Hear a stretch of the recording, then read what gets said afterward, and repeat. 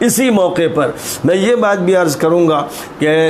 جس طرح ہمارے یہاں انگریزوں کے خلاف تحریک چلائی گئی اور یہودیوں کے بارے میں تو خیر گھٹی میں نفرت پڑی ہے، ہم ہر مسلمان کے دل میں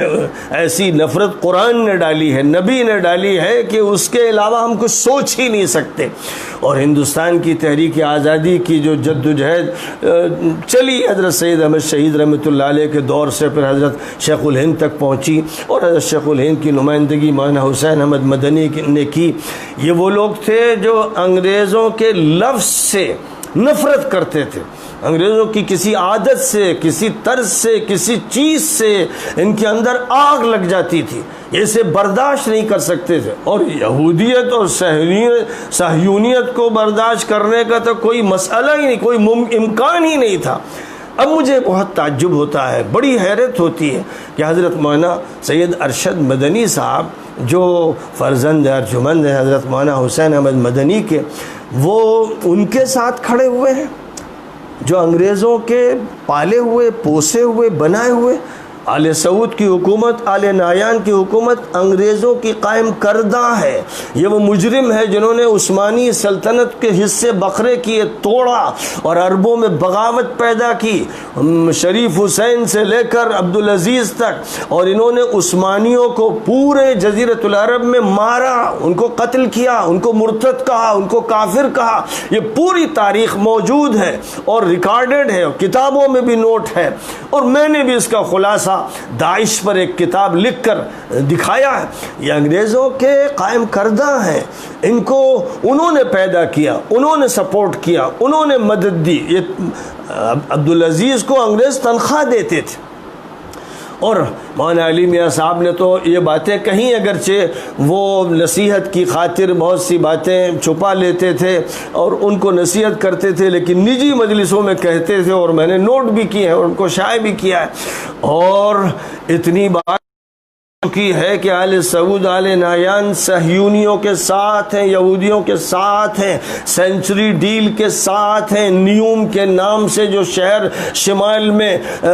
قوم سمود کے علاقے میں بنا رہے ہیں، وہ عریانیت اور قحبہ گری اور بدماشی کا شہر آباد کیا جا رہا ہے۔ یہ ساری باتیں ایک ایک بچہ سعودی حکومت کے اندر جانتا ہے، جزیرۃ العرب کا بچہ جانتا ہے۔ اور کتنے بڑے بڑے علماء اس وقت جیلوں میں ہیں، حضرت شیخ سلمان العودہ، حضرت علامہ صفر الحوالی، اور اس طرح کتنوں کے نام لیجئے گا آپ، چاہیے تو ان کی لسٹ آپ کے نیٹ پہ آ جائے گی۔ 20 بڑے بڑے علماء جیلوں میں ہیں، اور مولانا ارشد صاحب ان کے ساتھ کھڑے ہیں، اس لیے کہ انہوں نے ایک چھوٹا سا ان کو عہدہ دے دیا ہے، اور اس لیے کہ ان کی کچھ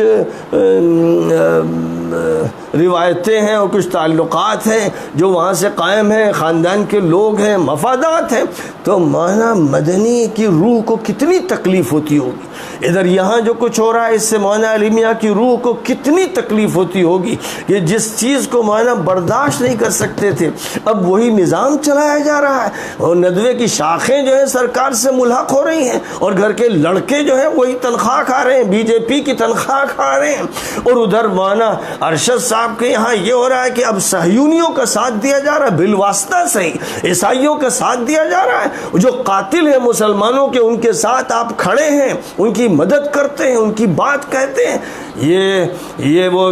ایسا بحرانی دور ہے، اتنا خطرناک دور ہے کہ سر چکرا جاتا ہے۔ اور امت کے جو تقاضے ہیں، مسئلہ ہندوستان کا صرف نہیں، امت کا مسئلہ ہے۔ اور ہم جانتے ہیں کہ مولانا شیخ الہند اور حضرت مولانا حسین احمد مدنی کے دل میں کیسی آگ تھی انگریزوں کے خلاف، اور یہودیوں کے خلاف تو اس سے سینکڑوں درجے زائد۔ تو آج کیا ان کے گھرانے میں اب یہ ہونے لگے گا کہ اب ان یہودی نوازوں کے ساتھ اور عیسائی نوازوں کے ساتھ، جن کا ملک چل رہا ہے برطانیہ اور امریکہ کی مدد سے، جن کی پالیسیاں وہ طے کرتے ہیں، جن کے فوجی اڈے ان کے چپے چپے پر موجود ہیں، جن کی حکومت کا فیصلہ ٹرمپ کرتے ہیں، نتنیاہو کرتے ہیں، یہاں تک کہ ان کا لونڈا ٹرمپ کا داماد کشنر کرتا ہے، کیا یہ باتیں ڈھکی چھپی ہیں؟ ایسے لوگوں کے ساتھ کیا کھڑا ہونا جائز تھا؟